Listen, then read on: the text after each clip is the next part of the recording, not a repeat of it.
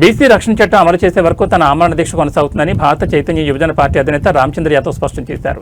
బీసీల హక్కుల కోసం చేస్తున్న ఈ ధర్మదీక్షలో వెనక్కి తగ్గే ప్రసక్తి లేదన్నారు. సోషల్ మీడియాలో చిన్న అంశాలపై వెంటనే స్పందించే మంత్రి నారా లోకేష్, సీఎం చంద్రబాబు నాయుడు బీసీల సంక్షేమంపై మాత్రం చిత్తశుద్ధి చూపించడం లేదని విమర్శించారు. ఈ దీక్షకు 2 తెలుగు రాష్ట్రాల నుంచి అనూహ్యమైన మద్దతు లభిస్తుందని తెలిపారు. పోలీసులు దీక్షను భగ్నం చేసినా తాను వెనక్కి తగ్గబోనని, అవసరమైతే ఆసుపత్రుల నుంచే దీక్ష కొనసాగిస్తానని హెచ్చరిస్తున్న రామచంద్ర యాదవ్తో మా ప్రతినిధి నాని ఫేస్ టు ఫేస్.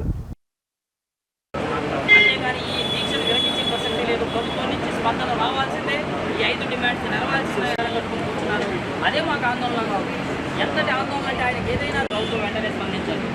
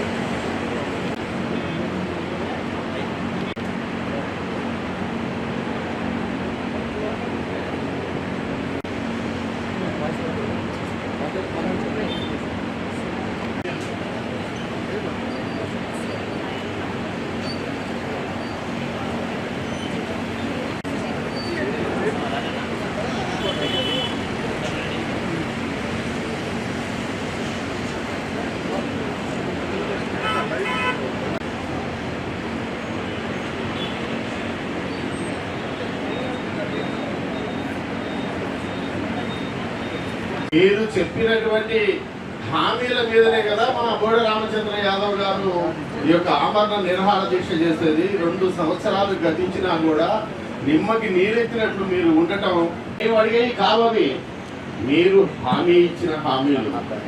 ఈ కేవలం ఒక రాజధానిలో 1000 ఎకరాలు తప్ప మిగతా ఈ మొత్తము కూడా మీరు ఇచ్చినటువంటి హామీలు. మీరు చెప్పినటువంటి హామీల గ్లామర్ ని పెంచుకునే ప్రయత్నంలో ప్రతి ఒక్కటి చేస్తున్నారా? ఈ రోజు మా నాయకుడు ఏ మాత్రం లేకుండా, ఆహారం లేకుండా నిరాహార దీక్ష చేస్తుంటే ఏం చేస్తున్నారు? చంద్రబాబు నాయుడు పొద్దున్నే మసాలా దోశ తిన్నావా? ఇదిగో మా నాయకుడు అసలు ఏ మాత్రం ముట్టకుండా ఉన్నాడు. సిగ్గు లేదా అన్నాడు.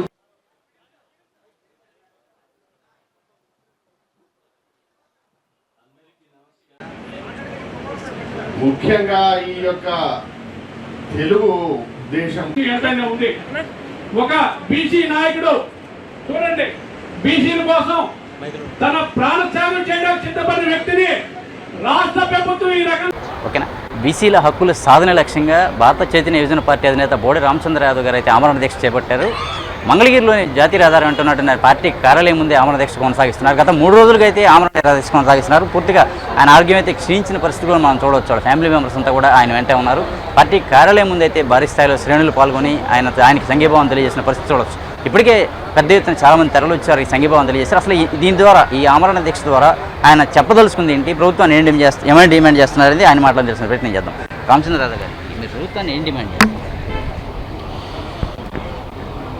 ఈ బీసీ ధర్మ దీక్ష యొక్క ప్రధాన డిమాండ్లు ఏంటనేది ప్రభుత్వానికి తెలుసు. ఈ 5 ప్రధాన డిమాండ్లు బీసీల యొక్క న్యాయపరమైన డిమాండ్లు. ఈ డిమాండ్లను నెరవేర్చేంత వరకు ఈ దీక్ష కొనసాగుతుంది. అలా కాదని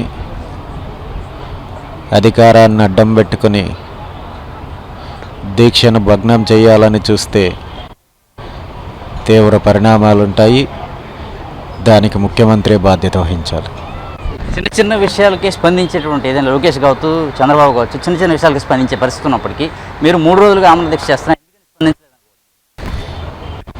బీసీల పైన వీళ్ళకున్న చిత్తశుద్ధికి నిదర్శనము ఈరోజు బీసీల హక్కుల కోసం చేస్తున్న పోరాటం గురించి ప్రభుత్వం యొక్క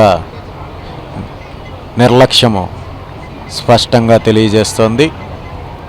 ఇదే నిర్లక్ష్యాన్ని, ఇదే వంచనను, ఇదే అణచివేతను ఇప్పటి వరకు కొనసాగించినప్పటికీ భవిష్యత్తులో ముఖ్యమంత్రి చంద్రబాబు నాయుడు గారికి బుద్ధి చెప్పడానికి సిద్ధంగా ఉన్నాం.